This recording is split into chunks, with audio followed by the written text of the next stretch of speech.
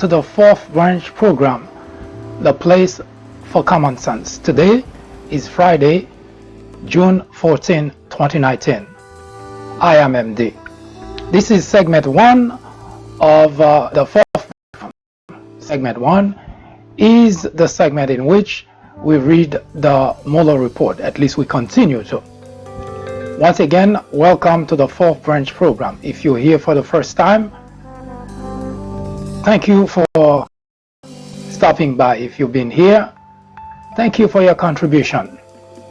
The fourth branch program, for those of you who have not heard me talk about it yet, is a venue in which we hope to achieve a more perfect union. And the biggest obstacle to do so has to be removed, which is ignorance. Ignorance, it is said, is the biggest obstacle to any democracy. JFK himself said that the ignorance of one voter in a democracy impairs the security of us all. You may feel sometimes that you are in La La Land. We have, all of us have. In fact, sometimes you wake up and you ask yourself, what is the meaning of all that?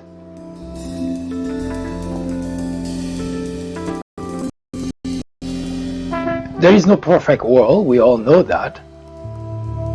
There is no perfect answer to anything, even if we did not learn it from school, but from life to learn, that's indeed the case. And if we even have the average intelligence, most everything in life should have logical explanation,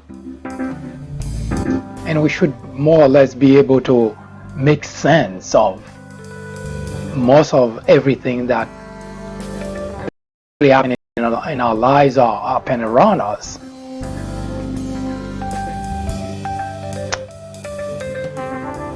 My father and I, we used to have this debate, if you like, philosophical discussions about life in general. Not just, you're born and you grow up, grow older, get married, get older and die, and then the process continue on with your kids, your grandkids, and so on and so forth. But we usually try to understand what's beyond all that. What's the point to all that? Now, I ask the question is because sometimes I wonder if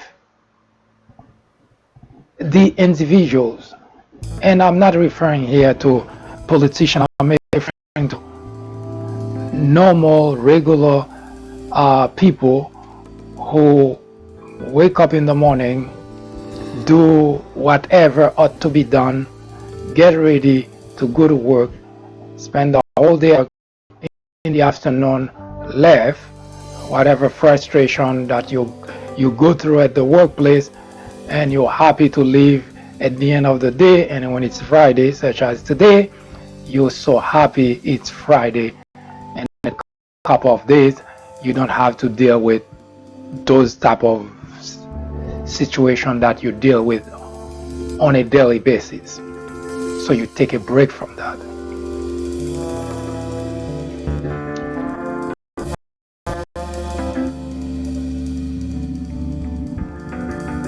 If you notice in life that in order to make progress, first, one ought to acknowledge there is a need to make progress. As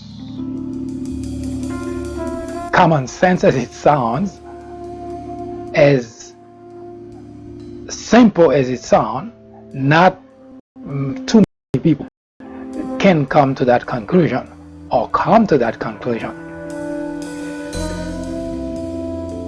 You have to acknowledge that there is a need to make progress. I have to accept that, yes, there is a need to make progress. Now, if you talk to anyone, they would, without even blinking, saying, oh, yes, there is need to make progress. Now, that's words. People say things all the time. They don't mean it. Sometimes they don't even realize what they say. If you want to test my theory, try that at work. When someone say good morning and say, this is not a good morning for me, I'm sick. And I guarantee you 90% of the people you say that to would just zoom by you because they did not hear anything you say. They did not care that you say that either, because it's just a habit that they just say good morning and they expect you to just say good morning back or not answer, whatever the case may be. In other words, we live our life simply going about doing what we do on a regular basis without paying attention to our environment, despite the fact that it would seem common sense to do so.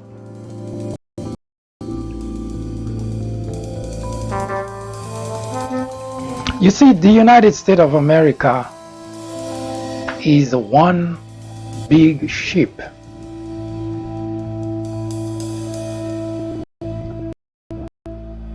Now, you would think if you're in a ship, in a boat, that everyone in that ship would be keen to the fact that anything happened to that ship, we would all drown. Now, that would be the general thinking process.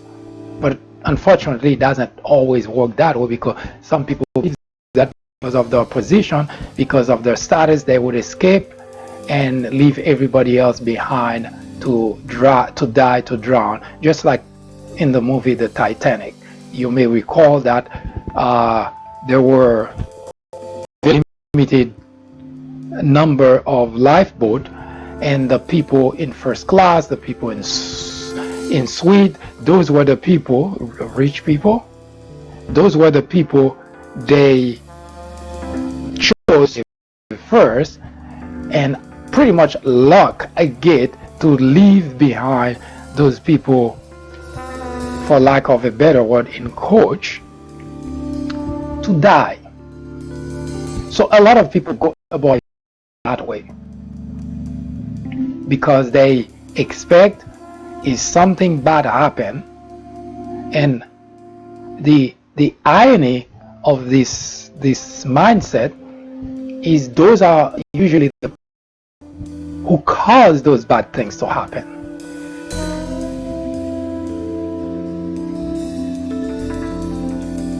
But they know, because of their status, they have a way out of it. They would leave everyone and anyone behind to fend for themselves, and if they manage to make it, okay. If not,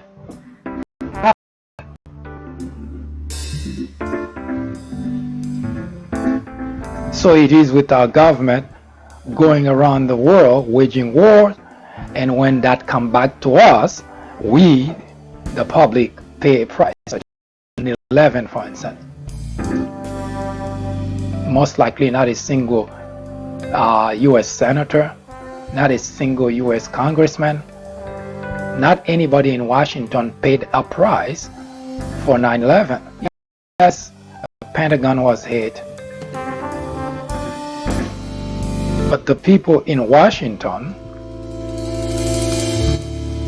who are making the round, waging wars for no reason, and bombing civilian, killing civilian under the banner of the United States of America, we, the public, pay a price for that.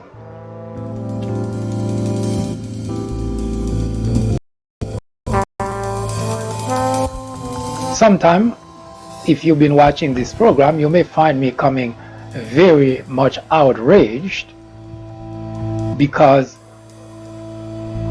sometimes I feel screaming at the top of my lung as to how stupid can anyone be not to see what is going on.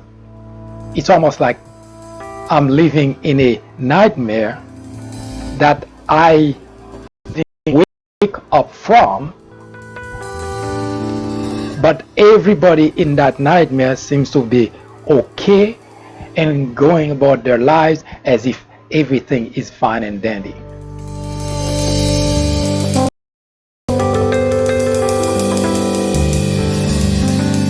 The reason we as a country have not made even more progress is because I compare this country, the two major political parties, to two children in a seesaw. Now, if you're familiar with that concept, it's each one a side of the seesaw and bouncing back and forth, back and forth, back and forth. So there is never at any point a balance where you say everything is okay.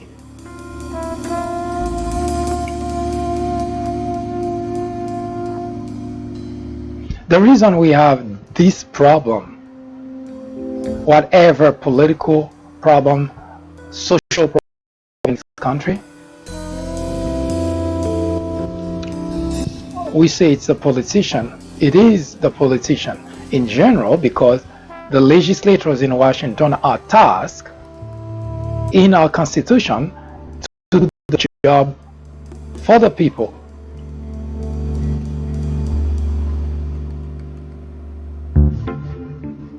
Now, when those individuals in Washington, talking about a very long time ago, were patriots, you can, as a people, we could be frustrated, angry even, but we could rest assured that they would do what is beneficial for the country, what is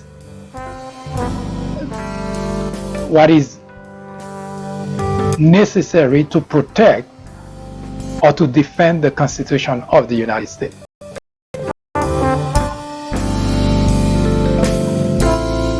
That is a long time ago.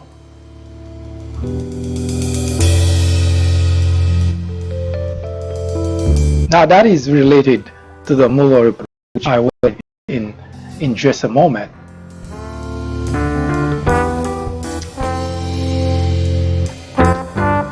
Now, why is that important? Well, you see,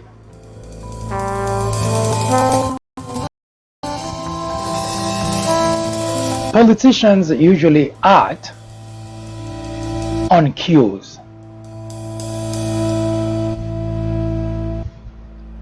Even when things don't seem to be going their way, they have scores of people whose job is to create a situation in order for them to keep the job that they have, because it's sweet for them. They don't have to do anything. All they have to do is talk a lot of crap, not attending to the affairs of the people, and they have people in place that we, the taxpayer, are also paying in order to deceive us so that they can keep their job.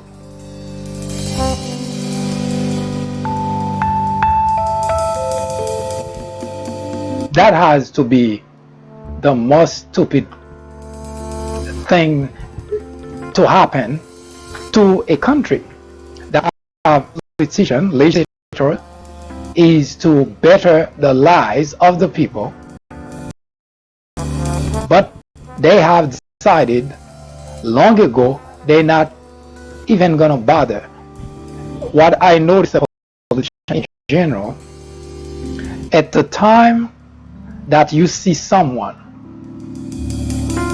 deciding to go and and throw his or her hat into the rank service, that individual came with this this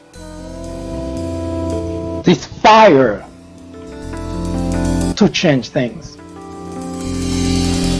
They see something wrong, they swear they are going to Washington to change that. And usually those people are genuine. They really want to change the status quo. That's why when in the campaign trail, you, the constituent, can relate to what those individuals say. They have this fire to fix the problem that's been those problems that have been lingering in the country.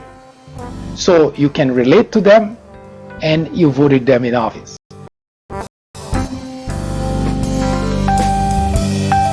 There is most likely not more than 1-2% of those people, when they get to Washington, that give a hoot about the constituent. In other words, you put them there, they couldn't care less about issues.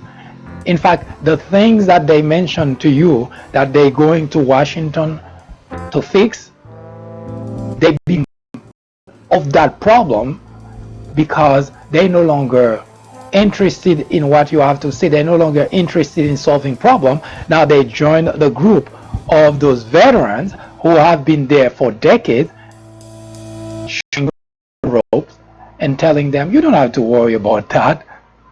All you have to do is just keep telling them things you're doing, blame the other side, blame the other side, blame the other side, and at election time, you'll get reelected. And you have the lobbyists that's back to Washington. So, no need to do anything. That may sound like a story, but that's exactly what is happening in Washington. And that's the reason a few weeks ago, you may recall, Rick Scott, senator from Florida, and Mike Brown, senator from Indiana, both of them Republican, proposed the idea of limited terms for legislature in Washington. I really would want that to be the case, because people like Mitch McConnell, Lindsey Graham, all those people that have been in Washington for so long, they're the one hampering progress in the country.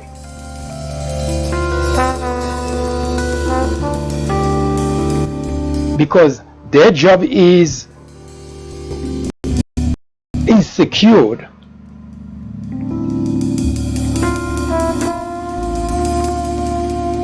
And they couldn't care less about the constituent. And we've seen that in their behavior. Take, for example, Mitch McConnell telling you point blank that if Congress start the process of impeaching Donald Trump, he will kill the process in the Senate. Now forget about the detail behind what I just said, but think about what that means in terms of the Constitution of the United States. In other words, what Mitch McConnell is telling you, I couldn't care less about the Constitution. Crush the process.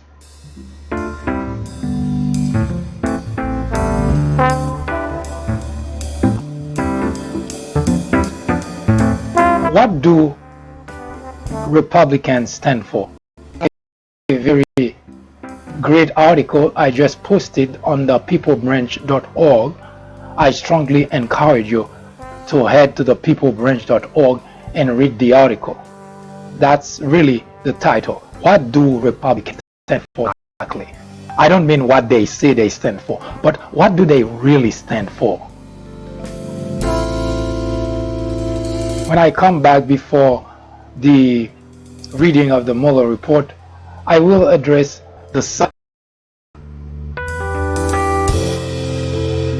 that, you know what, maybe it's better to go on with the Mueller report, and at the conclusion, I will address the side of why those individuals that you elected and sent to Washington to represent you, why they couldn't care less about you, about your interests. Now, all those that they're doing for you, now if you have a shred of common sense, you would know it's all lies. As I mentioned, politicians go into the process. I'm not talking about those that have been in Washington for decades. When you first have a wave of politicians, they really have in mind to change the status quo. But unfortunately, when they get there, they also meet with people who've been there for decades who have no intention, no desire to change the status quo.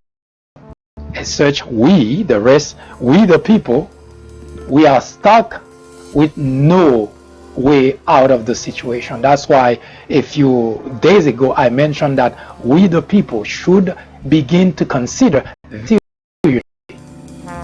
a third major political party. I don't mean just another party to vote for, because if you vote for one of those third party today, like Green Party and so on, you know it's a wasted vote. And those two major political parties, because they know that's not going to change anything. We the people should seriously consider another major political party, because those two that are currently in Washington are no longer doing the job they were elected to do. As such, we the people are left to hold the empty bag too long. And it's time that we, the people, take matter into our own hands and send all those people back to wherever they came from, because they're not serving us. Now, if you cannot see that, if you cannot realize that, then definitely your contribution is not welcome.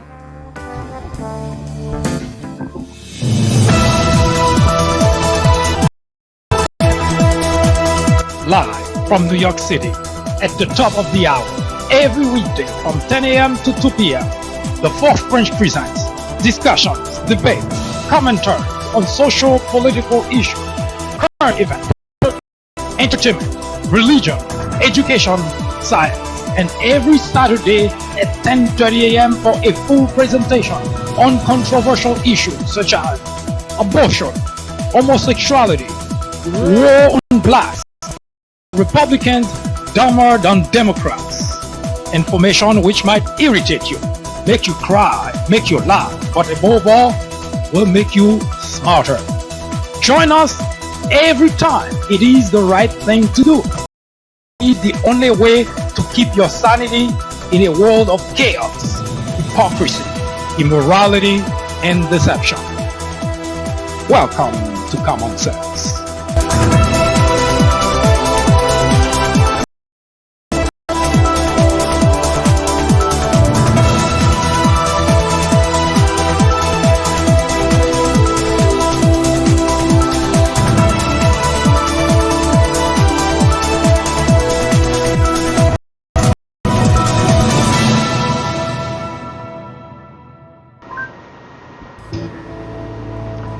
Welcome to the first segment of the reading of the Mueller report.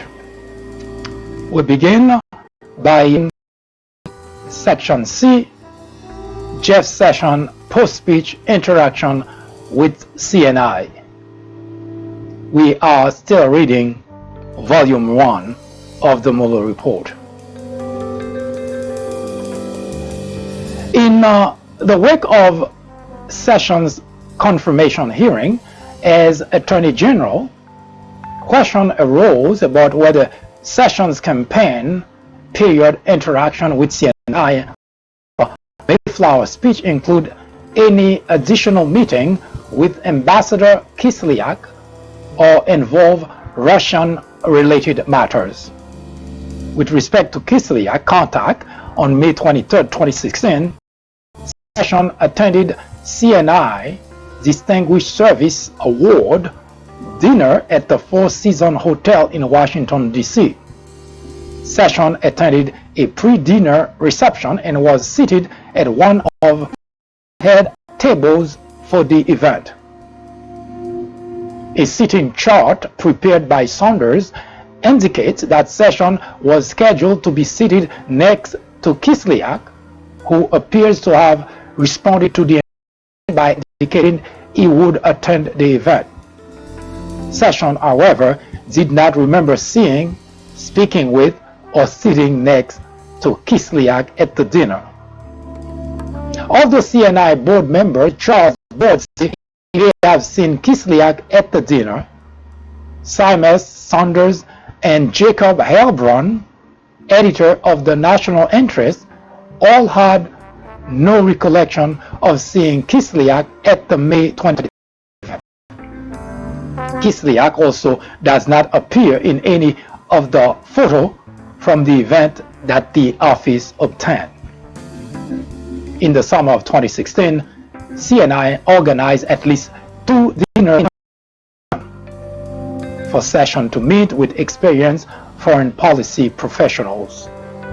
The dinner included CNI affiliated individuals such as Richard Burt and Zalmay Khalilzad, former U.S. ambassador to Afghanistan and Iraq, and the person who had introduced Trump before the April 27, 2016 foreign policy speech.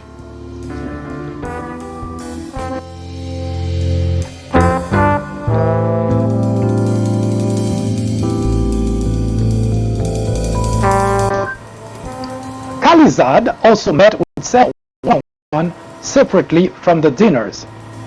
At the dinners and in the meetings, the participants addressed U.S. relations with Russia, including how U.S. relations with NATO and European countries affected U.S. policy toward Russia. But the discussions were not exclusively focused on Russia. Khalilzad, for example, recalled discussing nation building and violent episodes in Sessions. In addition, Sessions asked Saunders to draft 2 memoranda not specific to Russia, one on Hillary Clinton's foreign policy shortcoming and another Jared Kushner's continuing contact with Simas. Between April 2016 speech at the Mayflower Hotel and the presidential election, Jared Kushner had periodic contact with Simas. Those contacts consisted of both in-person meeting and phone conversation, which concerned how to address issues relating to Russia in the campaign and how to move forward with the advisory group of policy experts that Simas had proposed. Simas recalled that he, not Kushner, initiated all conversation about Russia, and that Kushner never asked him to set up back-channel conversation.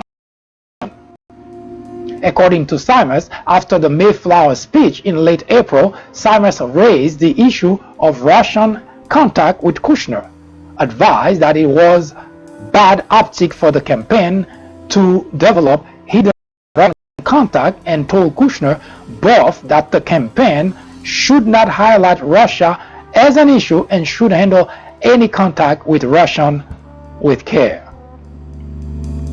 Kushner generally provided an account of his interaction with Simas.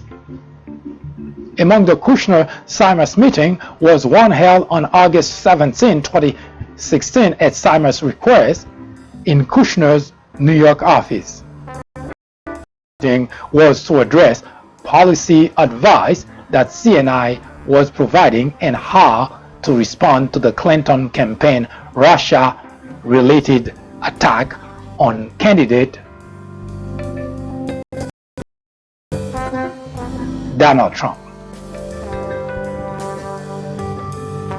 In advance of the meeting, Simons sent Kushner a Russia policy memo laying out what Mr. Trump may want to say about him. In a cover email transmitting that memo and a phone call to set up the meeting, Simons mentioned, quote, a well-documented story of highly questionable connection between end of quote in the Russian government, quote, parts of which, according to Simons, had even been, quote, discussed with the CIA and the FBI in the late 1990s and shared with the independent at the end of the Clinton presidency, end of quote.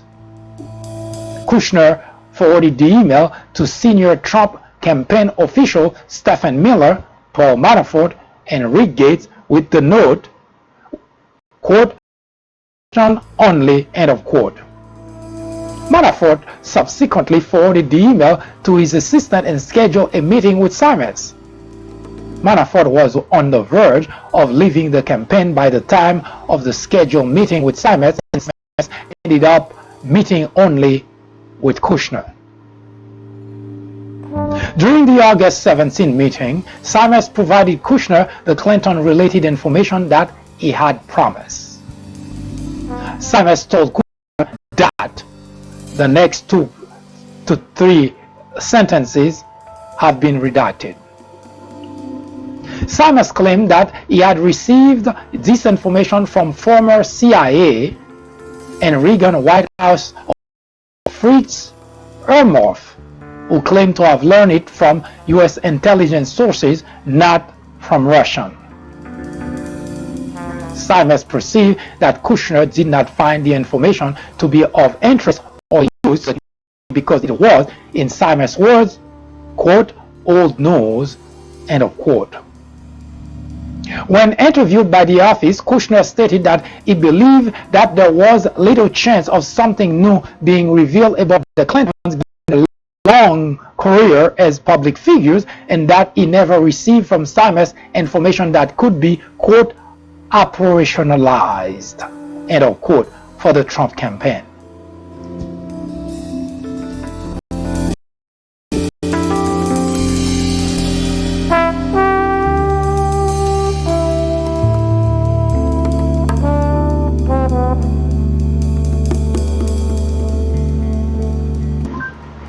Despite reaction, Simons believed that he provided the same information at a small group meeting of foreign policy experts that CNI organized for Sessions. June 9, 2016 meeting at Trump Tower.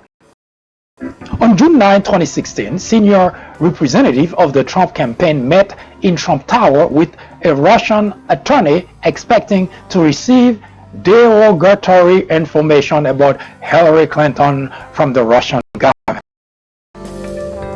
The meeting was proposed to Donald Trump Jr. in an email from Robert Goldstone at the request of his then client Emin Agalarov, the son of Russian real estate developer Aras Agarov.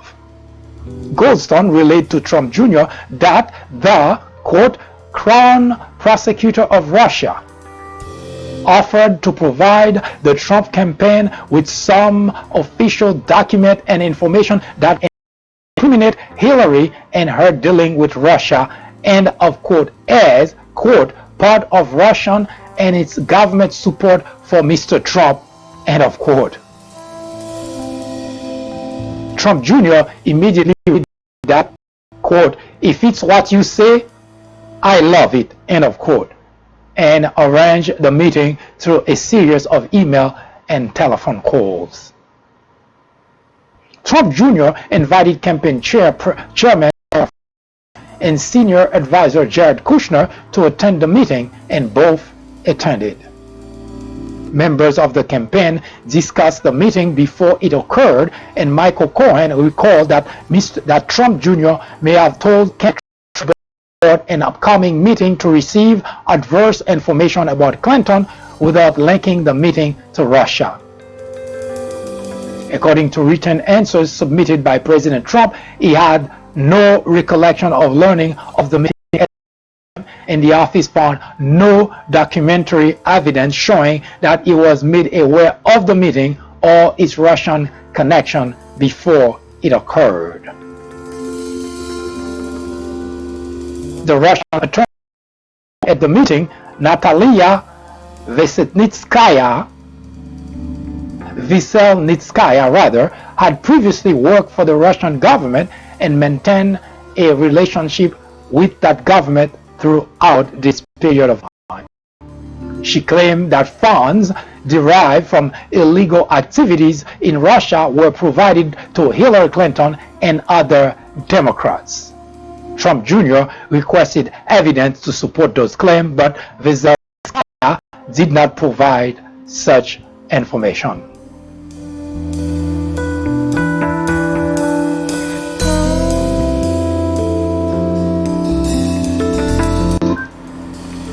She and her then returned to a critique of the origin of the Magnitsky Act, a 2012 statute that imposed financial and travel sanctions on Russian officials and that resulted in a retaliatory ban on adoption of Russian children.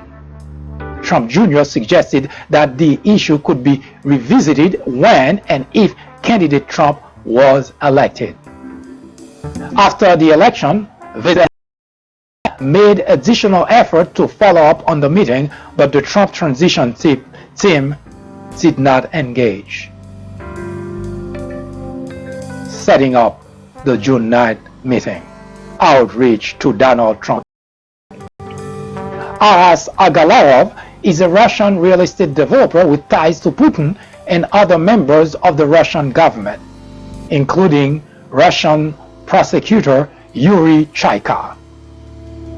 Aras Agalarov is the president of the Crocus Group, a Russian enterprise that holds substantial Russian government construction contract, and that, as discussed above, Volume 1, Section 4.8 on Supra.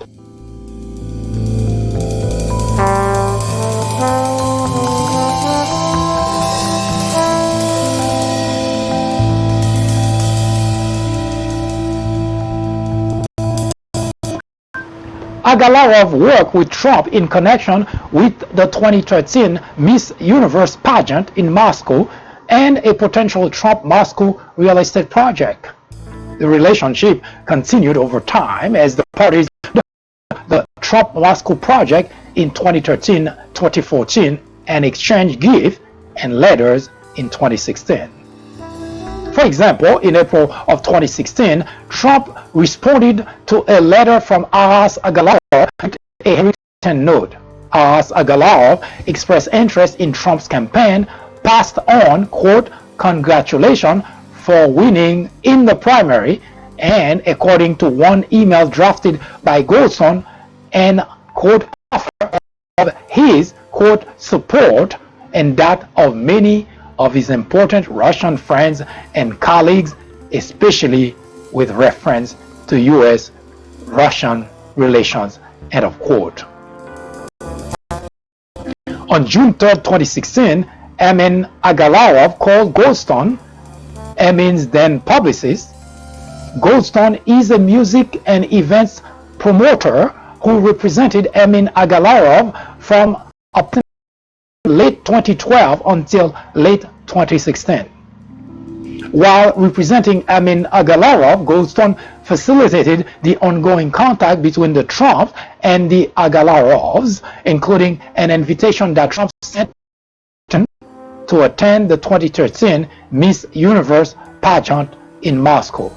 The next couple of sentences have been redacted, mark grand jury. Goldstone understood, and the next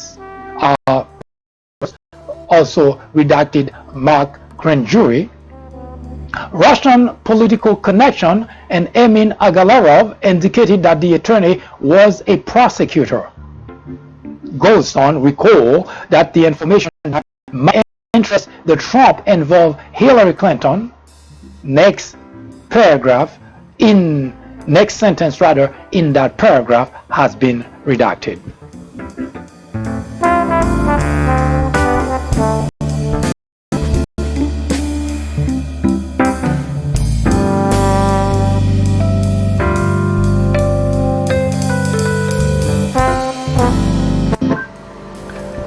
The next few words redacted, grand jury, redacted as grand jury, so I'll read it as grand jury so it makes a little bit more sense.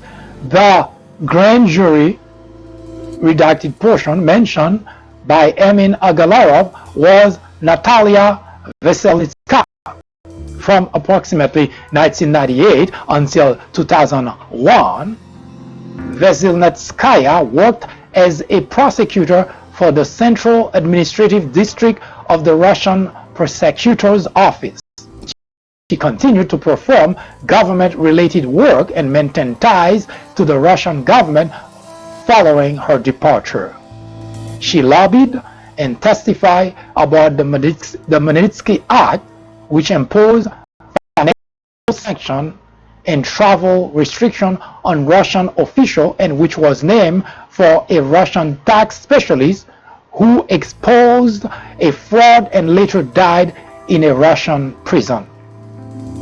Putin stated, quote, a purely political, unfriendly act, end of quote.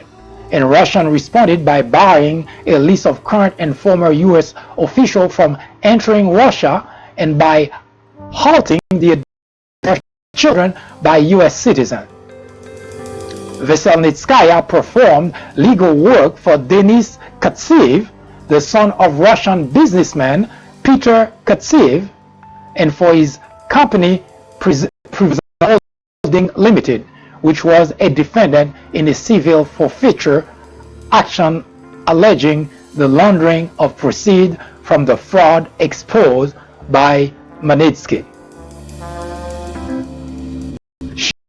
So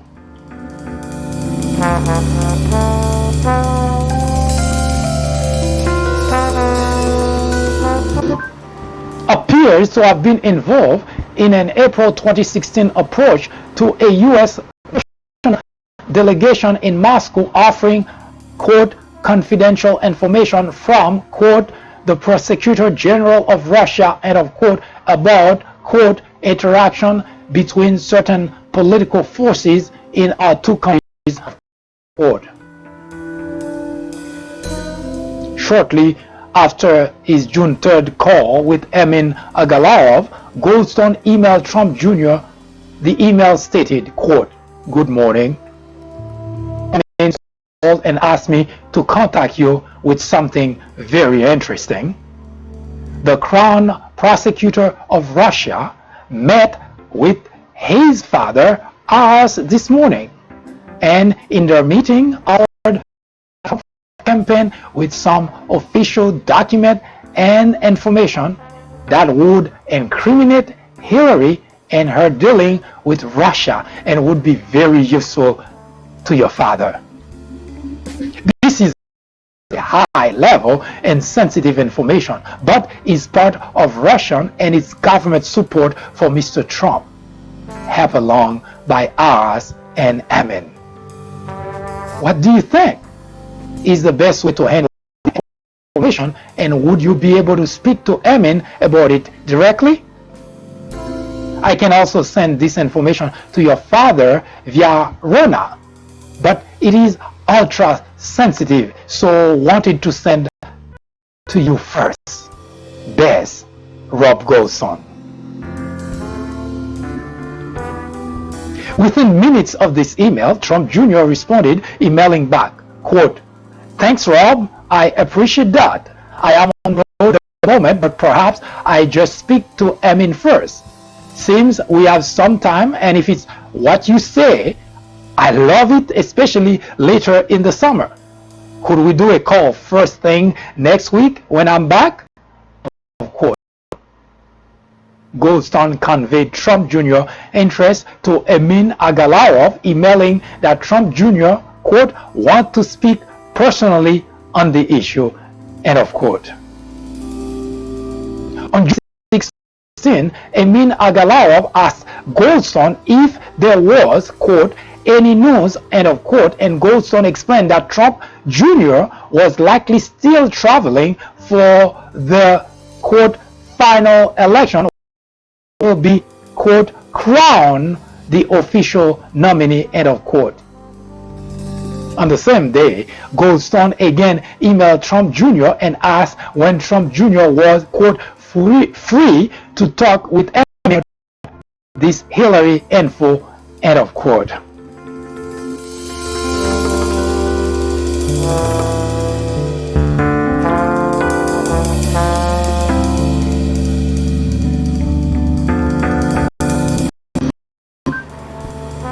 Trump Jr. asked if they could, quote, speak now, and Goldstone arranged a call between Trump Jr. and Emin Agalarov.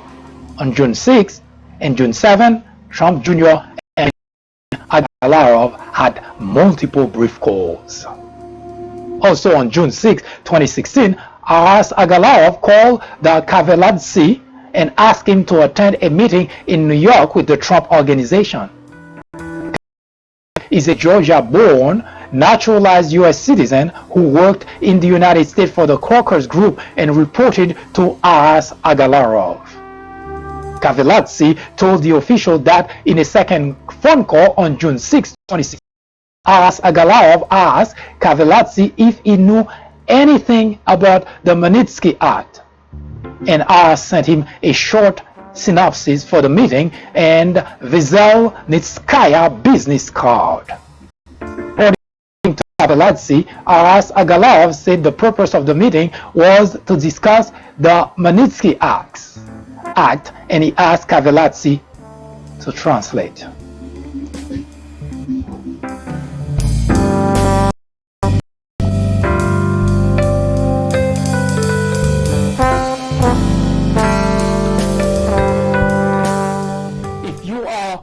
A patriot, you cannot not be outraged.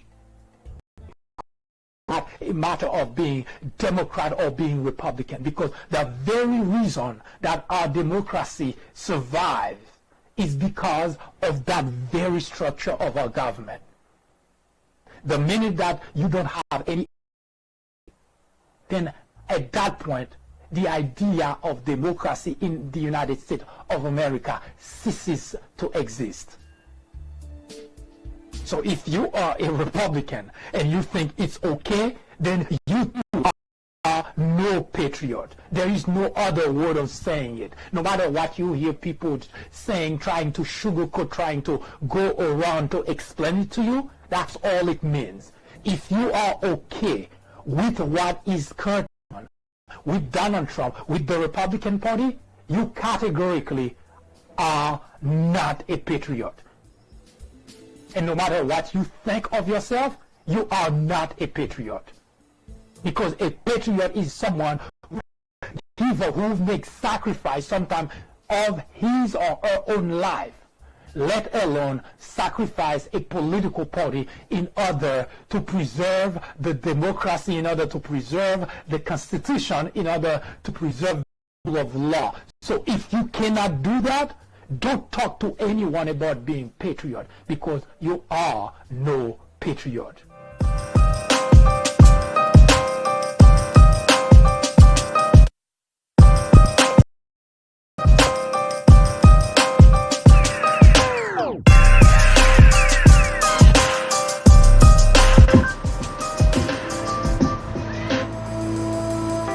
Awareness of the meeting within the campaign.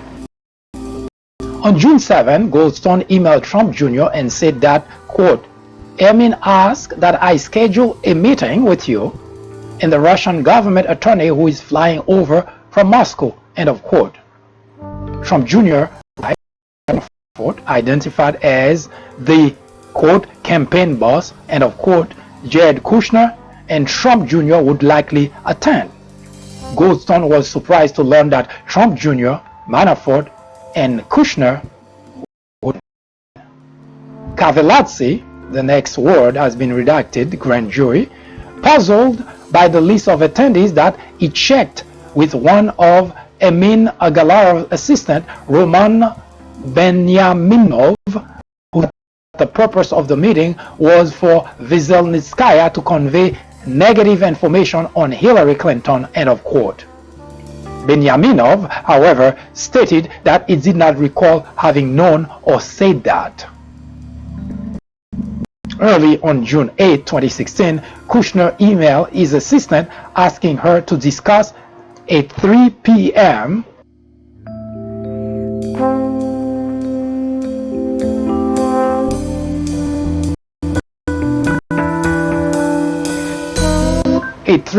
meeting the following day with Trump Jr. Later that day, Trump Jr. forwarded the entirety of his email correspondence regarding the meeting with Manafort and Kushner under the subject line, quote, FW, or forward, colon, Russia, Clinton, private and confidential, end of quote. And that the, quote, meeting got moved to 4 tomorrow at my offices. Kushner then sent his assistant a second email informing her that the, quote, meeting with Don Jr. is 4 p.m. end of quote. Manafort responded, quote, see you then, P. Rick Gates, who was the deputy campaign chairman, stated that during the interviews with the days before June 9, 2016, Trump Jr. announced at a regular morning meeting of senior campaign staff and Trump family members that he had a lead on negative information about the Clinton Foundation. Gates believed that Trump Jr. said the information was coming from a group in Kyrgyzstan and that he was introduced to the group by a friend. Gates recalled that the meeting was attended by Trump Jr., Manafort, Hope Hicks, and joining late Ivanka Trump and Jared Kushner. According to Gates, Manafort warned the group that the meeting likely would not yield vital information. Should be careful. Hicks denied any knowledge of the June 9th meeting before 2017, and Kushner did not recall if the planned June 9th meeting came up at all earlier that week. Michael Cohen recalled being in Donald Trump Jr. office on June 6 or 7 when Trump Jr. told his father that a meeting to obtain adverse information about Clinton was going forward. He did not recall Trump Jr. stating that the meeting was connected to Russia. From the tenor of the conversation, Cohen believed that Trump Jr. had previously discussed the meeting with his father, although Cohen was not involved in any conversation. In an interview with the Senate Judiciary Committee, however, Trump Jr. stated that he did not inform his father about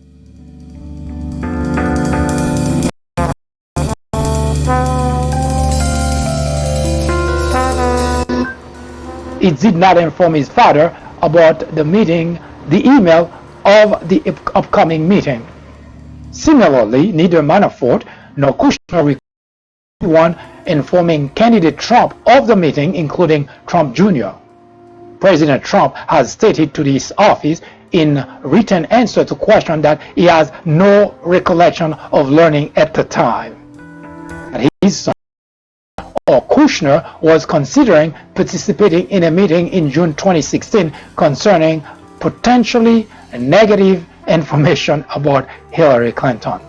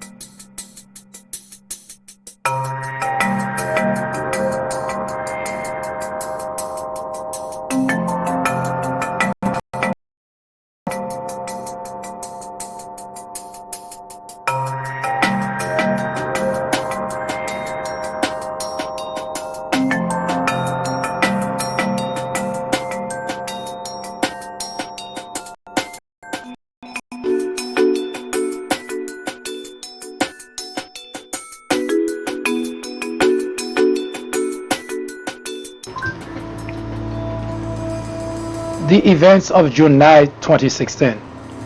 For the meeting. Veselnitskaya was in New York on July 2016 for appellate proceeding in the Prison civil forfeiture litigation. That day, Veselnitskaya called Amidst, a Soviet-born U.S. lobbyist, name redacted, and when she learned that he was in New York, invited him to lunch. Amidst told the office he had worked on issues relating to the Magnitsky Act and had worked on the Prison litigation. Kaveladze and Anatoly Samochronov, a born translator who had assisted Veselnitskaya with Magnitsky-related lobbying and the Prison case, also attended the lunch. Name redacted. Grand jury. Veselnitskaya said she was meeting, next part of the sentence has been redacted, and asked Amidst what she should tell him. Several participants in the lunch. Veselnitskaya showed Amidst a document alleging financial misconduct by Bill Browder and the Ziff brothers, Americans with base in Russia, and those individuals subsequently making political donation to the DNC. The remaining part of this paragraph has been redacted.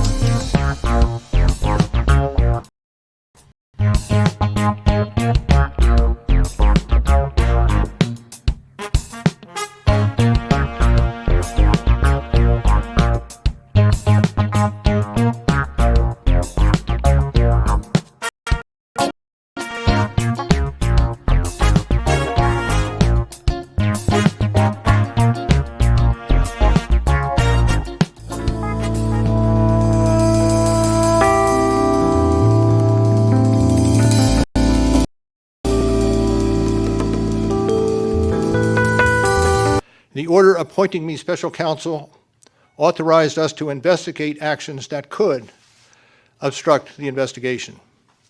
And we conducted that investigation, and we kept the office of the acting attorney general apprised of the progress of our work. And as set forth in the report, after that investigation, if we had had confidence that the president clearly did not commit a crime, we would have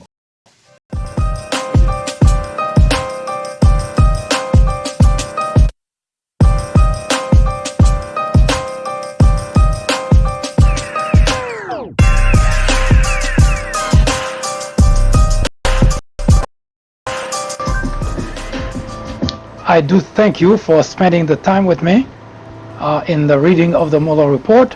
Join me again in a couple of hours in which we will continue the conversation about why the very individuals whose job is to attend to the affairs of the people, whose job is to defend the country, to defend the Constitution, to make certain that everyone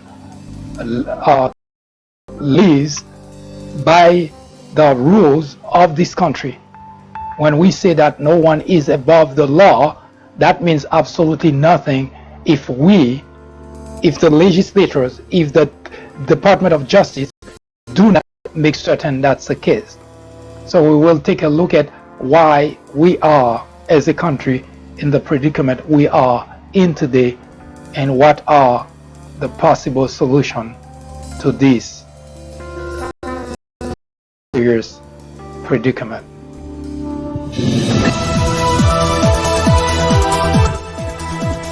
That was an update through the prism of common sense. Join us again at the top of the hour. I am MD, host of the Fourth Branch program, the place for common sense. Send us comments, criticism, suggestion, or simply let us know how we're doing. Thank you for watching. See you a bit.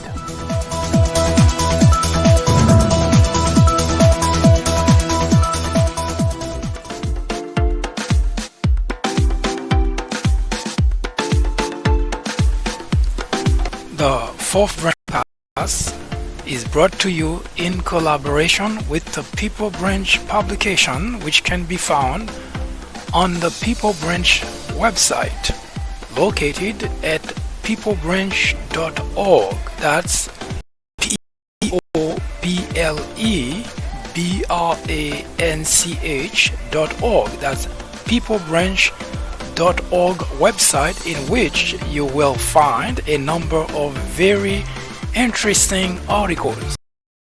My name is Mike Duchesne, MD for short. I hope you have a great afternoon or a great evening, whichever it happens to be. Hopefully you can join me again next time for an interesting episode of this podcast. That was the Fourth Branch, live from New York. Good day.